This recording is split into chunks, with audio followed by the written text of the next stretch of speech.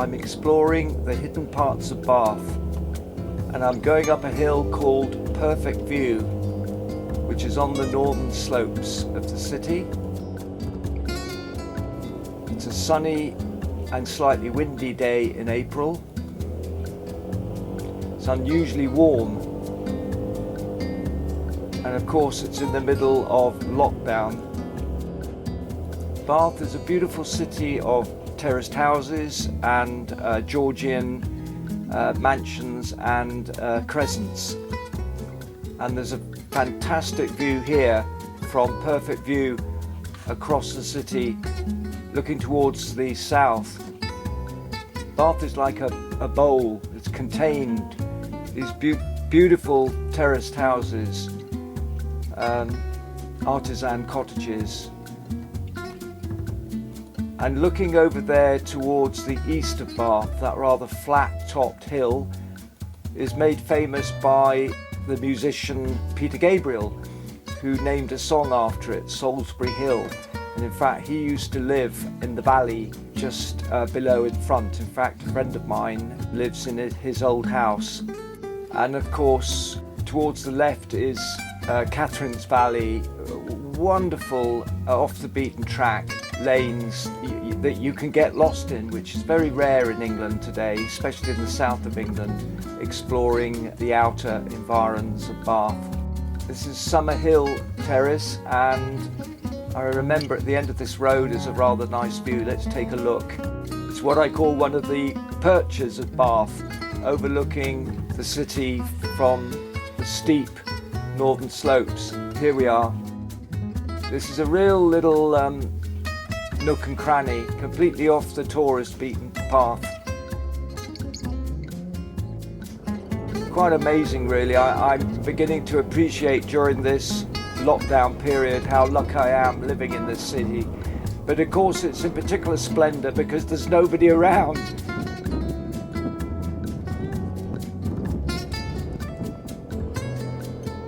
Now we're coming up to a terrace of Georgian houses where I built a conservatory for a local barrister who sadly passed away, but I made a very modern conservatory in the back of his Georgian house. And Georgian and modern have actually got quite a lot in common in terms of design principles, but I used to be called the Bath Carpenter, and I built sunrooms and fitted kitchens alongside my own innovative furniture. And the highlights of my local work was to build some oak benches for the Roman baths, which I made in my tiny workshop, and also I made a desk from the old stage floor timbers of the Bath Theatre Royal. And curiously, I play music at a wine bar right next to the Bath Theatre Royal, and we were looking forward to gigs this summer, but of course that's in lockdown. But we're currently doing a remote gig on video. On this really peculiar day, take a walk. Now, shall I go left or right? Maybe I'll go up the hill. No, I won't. I'll go down. They've both got great views, but we'll take the low road because I think this will take me out by Lansdowne Crescent, which is one of my favourite crescents. I think it's more interesting than the Royal Crescent, although obviously that is hugely magnificent. But it surprises me that millions of tourists pile into this city and other hotspots around the world, whether it's to view the pyramids or the Arc de Triomphe, and in the case of Bath, the Roman baths, and yet there's so much more to explore. Before I go into Lansdowne Crescent, let's just take a look behind the crescent. This is the thing about the Georgian architects. They were facade builders, and of course all the dirty linen, such as drain pipes, were hidden on the back. But actually, this is the human side of architecture. This shows that people, irrespective of their social class, all go to the toilet. and and water flushes down these pipes, and also of course these telegraph poles which deliver the communications of the internet today.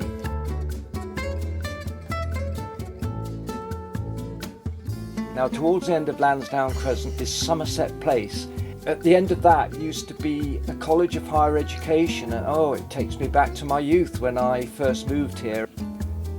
But the views from Lansdowne Crescent really are fantastic because it's more elevated than the Royal Crescent, and for my money I would go for the views every time, rather than the scale and the splendour.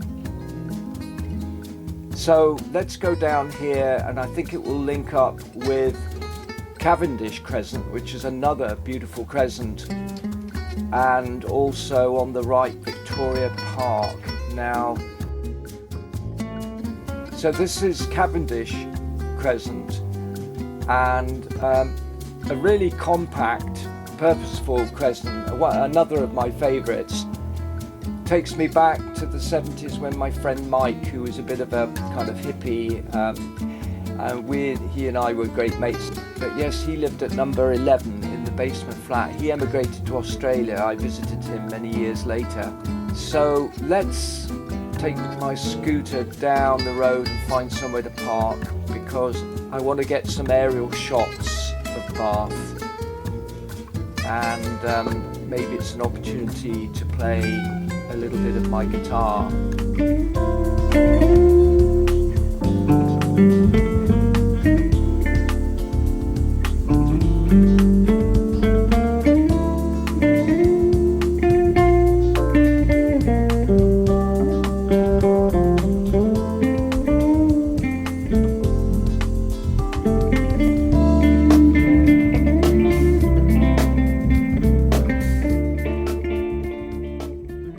So here we've got Victoria Park on the right, and there's a golf course here, still on the north side of the city.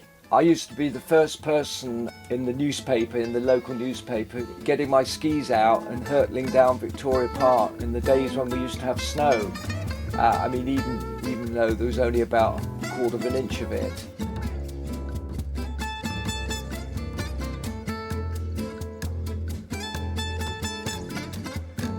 Now, I've recently got my drone's pilot license, so as long as I'm 50 meters away from people and places, I should be okay.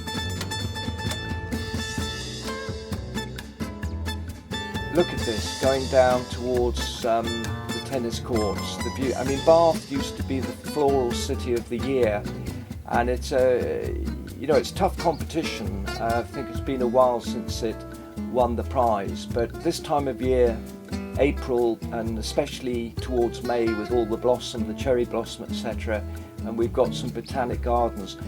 So, I think that's probably enough. That's got my daily exercise during this lockdown period.